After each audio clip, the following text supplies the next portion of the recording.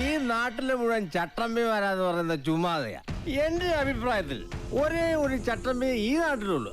അത് കാട്ടാപ്പള്ളി നാഗേന്ദ്രനാണ്. അവന്റെ അച്ഛൻ വണ്ടി പറഞ്ഞതിന് കാരണക്കാര് ഞങ്ങളാണെന്ന് അവന്റെ ധാരണ. അതിന് വടക്കമലയെന്ന് ചട്ടമ്പിമാരെ ഇറക്കി എന്റെ 2 അമ്മാമാരെ വെട്ടി എന്റെ ബിസിനസ് തകർത്ത് എന്നെ മൂക്കറ്റം കടക്കാരനാക്കി. ഇപ്പൊ എന്റെ വീടും തോട്ടവും മേടിക്കാൻ വരുന്നവന്മാരെ അവൻ തല്ലി ഓടിക്കുക. പക്ഷേ ഈ ചന്ദ്രമോഹൻ ഉണ്ണിത്താൻ തോറ്റു കൊടുക്കില്ല. അതിനെനിക്കൊരു പോലീസിന്റെയും പട്ടാളത്തിന്റെയും സഹായം വേണ്ട. പോലീസ് ഇവിടെ നിഷ്ക്രിയമാണെന്ന് ഞാൻ പറയില്ല. ദാ അങ്ങോട്ട് നോക്കൂ, എത്ര ക്രിയാത്മകമായിട്ടാണ് അവർ ജോലി ചെയ്യുന്നത് നോക്കൂ.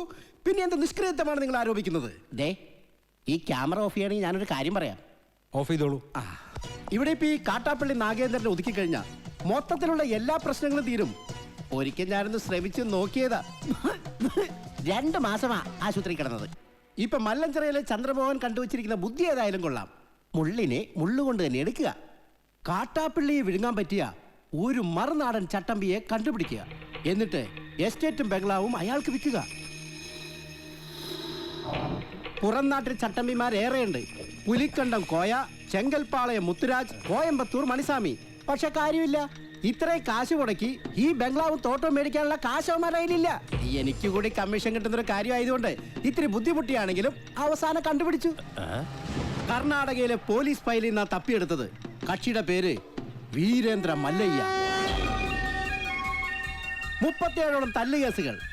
അതിൽ ശിക്ഷിക്കപ്പെട്ടത് ഒരു കേസിന് മാത്രം. അതും പൊതുവേദിയിൽ വെച്ച് കേന്ദ്രമന്ത്രിയുടെ കർണക്കുറ്റിക്കടിച്ചതിന്.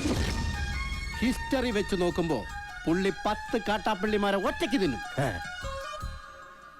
അല്ല, ഇതിന്റെ ബ്രോക്കർ ഞാനാണെന്ന് പറഞ്ഞ കാട്ടാപ്പള്ളി എന്നെ കൊല്ലുന്ന എന്റെ പേടി. നിനക്ക് പോലീസ് പ്രൊട്ടക്ഷൻ ഞാൻ തരും. എങ്ങനെ? ഏതെങ്കിലും മോഷണ കേസ് പിടിച്ച് അകത്താക്കിയാ പോരെ. അയാളിത് വാങ്ങുന്ന എന്താ ഉറപ്പ്? ദേ, ഞങ്ങൾ ഇന്ന് തന്നെ പോവുക. മല്ലയ്യയുടെ അനുജനെ പോലെ കൂടെ നടക്കുന്ന ഒരാളുണ്ട്, മുരുകൻ. അവൻ പറഞ്ഞ മല്ലയ്യ ഒന്നും തട്ടിക്കളയത്തില്ല. ആദ്യം ഞങ്ങൾ ചെന്ന് മുരുകനെ പിടിക്കും. അയ്യോ, എന്നെ ആരെങ്കിലും രക്ഷിക്കണേ. എന്റെ അമ്മേ.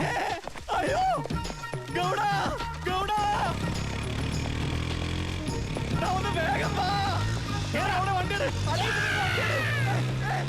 അയ്യോ, ഓടിപ്പേകി. നീ എന്തൊന്നും മിണ്ടാത്തെ? പേടിച്ചു പോയാ? ഇനി എന്തിനാ പേടിക്കണേ? ഞാനില്ലേ കൂടെ. ഈശ്വര, ഇവനിത് എവിടെ പോയി? അവനെ മുട്ടേടി. അവനെ തൊട്ടുപോരുത്.